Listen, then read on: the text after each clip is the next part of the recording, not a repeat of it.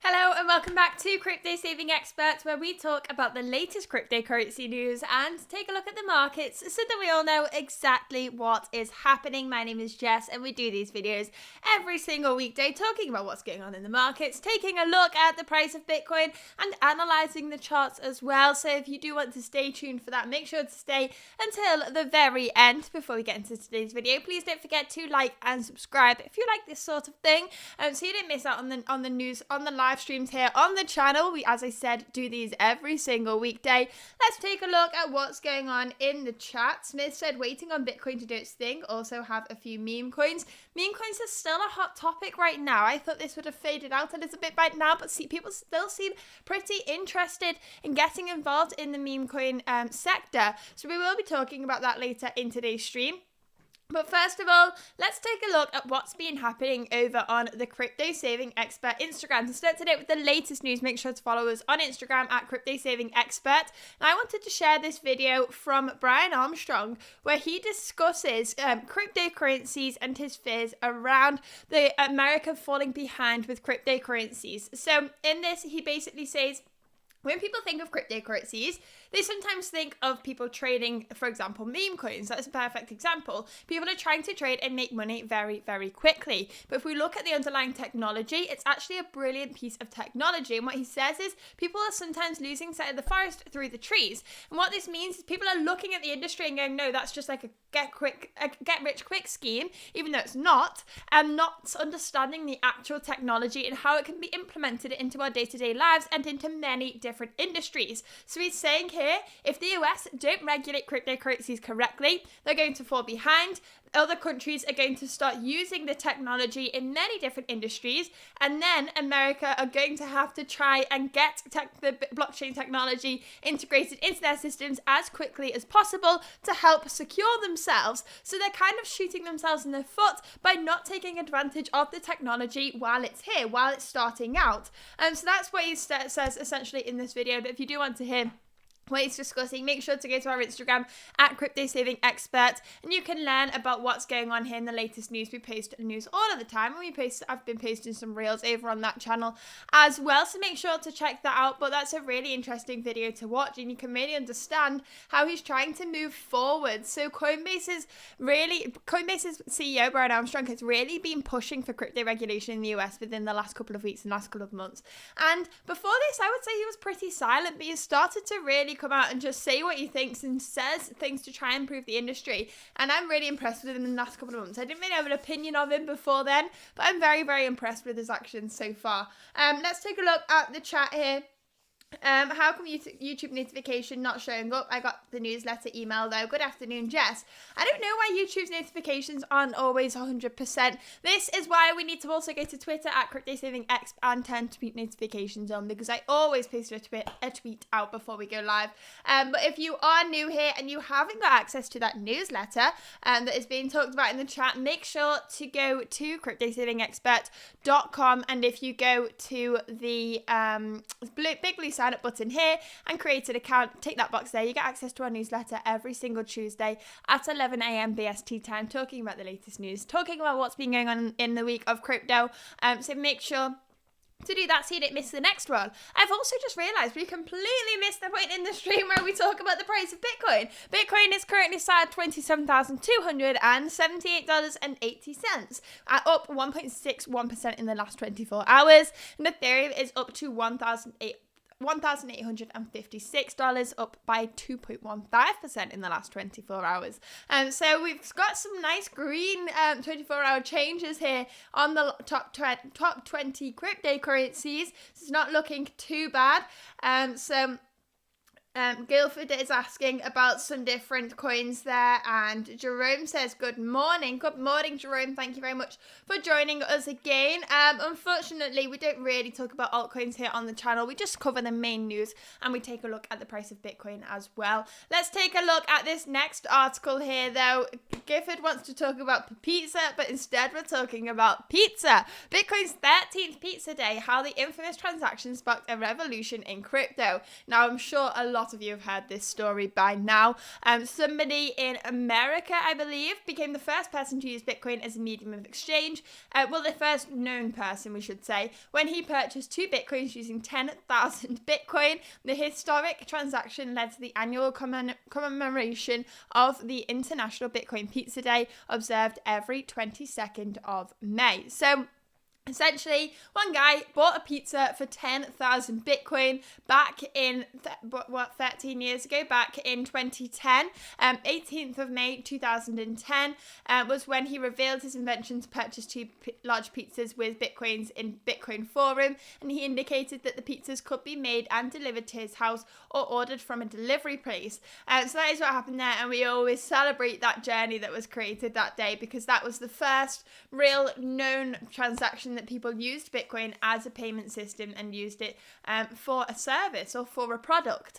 So let's take a look at the next article here anyway and see what else is going on in the world of crypto. We have Malaysia's Securities Commission reprimands Huobi for illegally operating a crypto exchange. So they've taken enforcement action against Huobi and its CEO for illegally operating in the country. And the regulator has ordered Huobi to disable its website and mobile app. So taking a look at this, we can see the Securities Commission of Malaysia has explained this decision comes after concerns about the platform's compliance with local regulatory requirements and protecting investors' interest. The SC views this breach seriously, as operating a DAX without obtaining this SC's registration as a recognised market operator is an offence under Section 7 of the Capital Markets and Services Act 2007. So Huobi to seize all marketing targeting Malaysian investors. That's a tongue twister. And the SC had first probed Huobi on its investor warning list.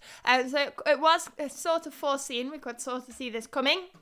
Let's take a look at the next article here and see what else is going on in the world of crypto. Crypto exchange Hotbit to shut down operations after 5 years. So it said it could no longer keep up with changes in the crypto industry trends and support a wide range of assets due to inadequate risk management procedures. So we have seen this pretty frequently right now. Now this is surprising because this is a Hong Kong-based cryptocurrency exchange, and they've announced that they are shutting down. Hong Kong has really started to become a hotspot for cryptocurrency, and they are making it it's a very cryptocurrency friendly place right now.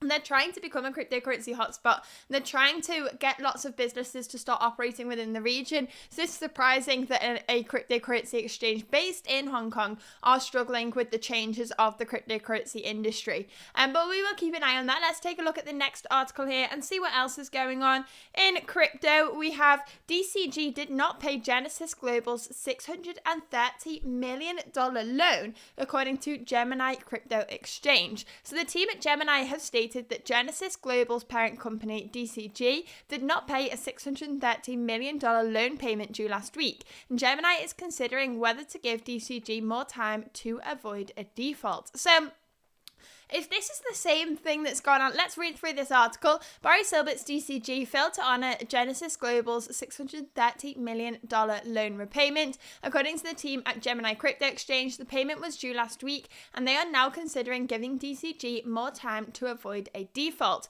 So Genesis, the UCC, the ad hoc group of accreditors, and Gemini are considering whether to provide a form. Let's get onto the good bits of this article. In addition, the Gemini team stated that a deal cannot be reached. All parties will work with Genesis to come up with an amended plan.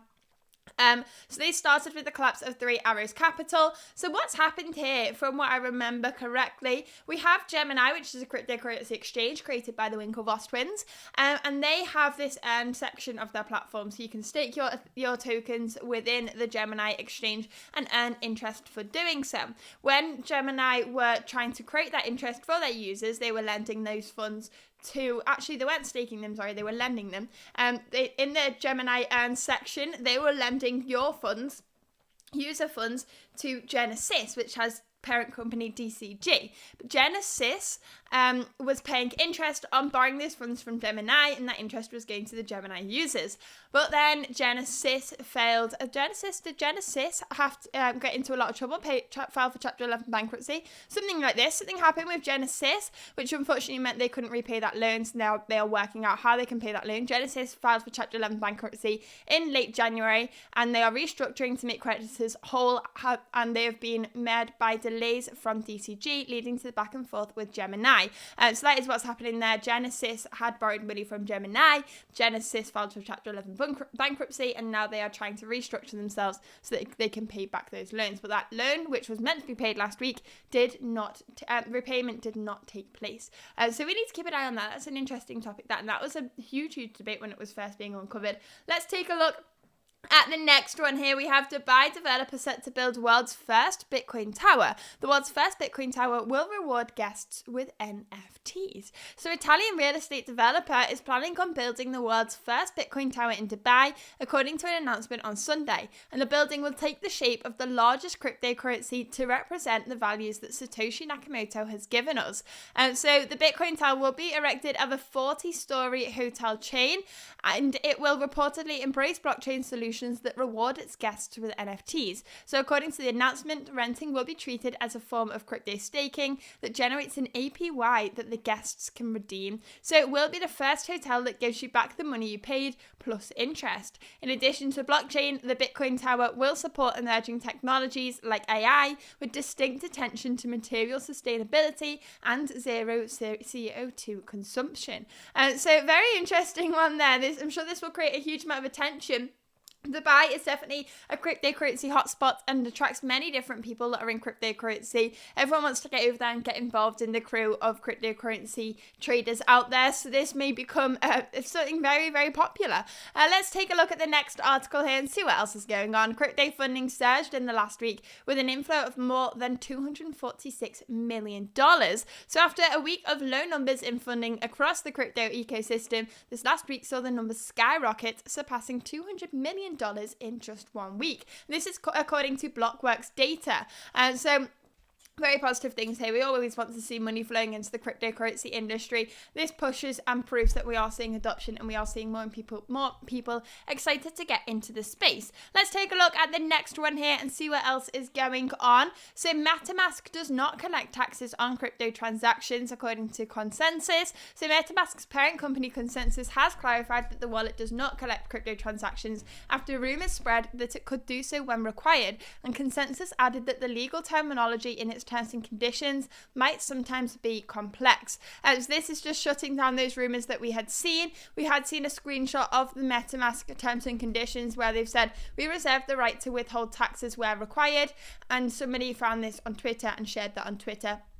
But now the team at MetaMask are saying, ConsenSys is saying, let's clarify one thing up front. MetaMask does not collect taxes on crypto transactions, and we have not made any changes to our terms to do so. This claim is false.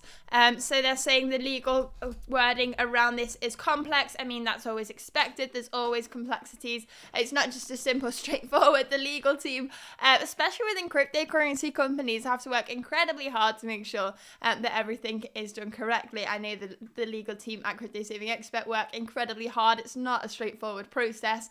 There's always more things to consider. So they have to cover their impacts in that sense. Let's take a look at the next article here and see what else is going on. We have Binance.US exec among 500 Americans sanctioned by Russian president. So Russia has banned Binance.US exec BJ Kang and several US government officials in retaliation to the sanctions against the country.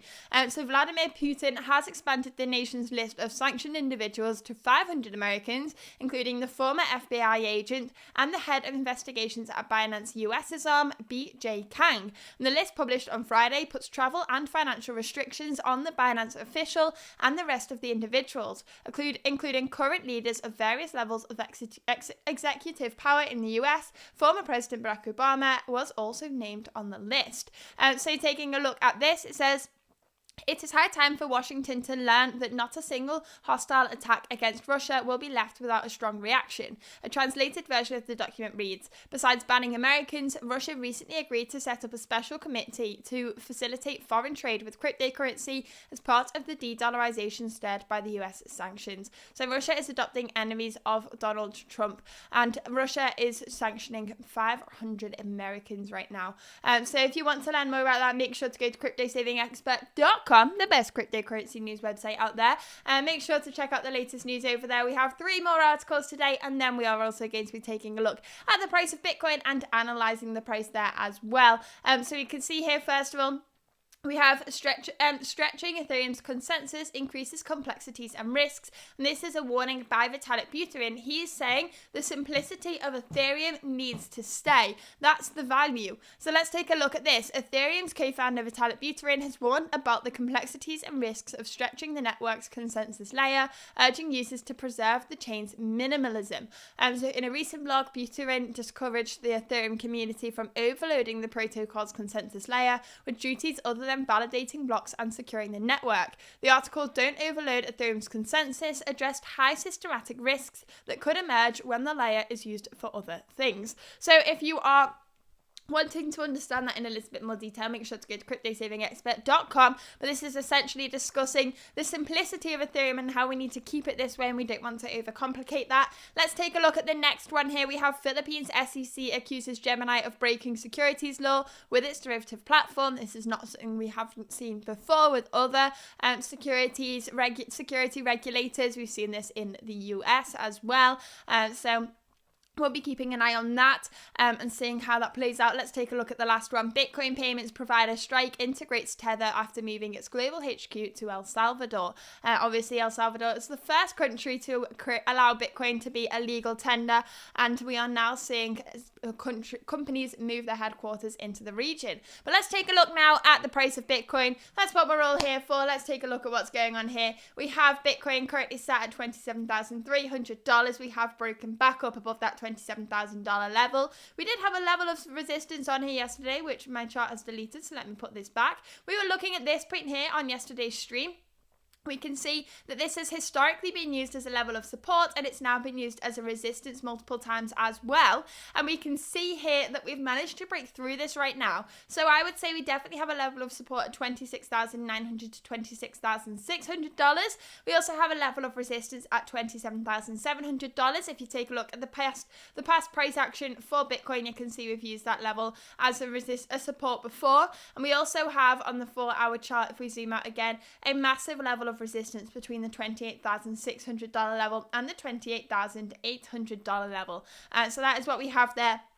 We have broken through this level of resistance, but what I would like to see is us come back down and use that as a level of support once again. And we did discuss this in yesterday's stream. We were in a descending triangle, and this has a higher probability of breaking to the upside. Now, as a trader myself, I would really enjoy to see us come back down on this, bounce that previous level of resistance, use it as a support, and then move up to that price target that we have for that triangle. But that is all we have really for today's stream, and that is the analysis that I would like to share this morning. So if you want to stay up to date with the latest news, make sure to go to cryptosavingexpert.com and make sure to give us a like and a follow here on YouTube as well. So thank you very much for watching, and I will see you all back here tomorrow. Goodbye.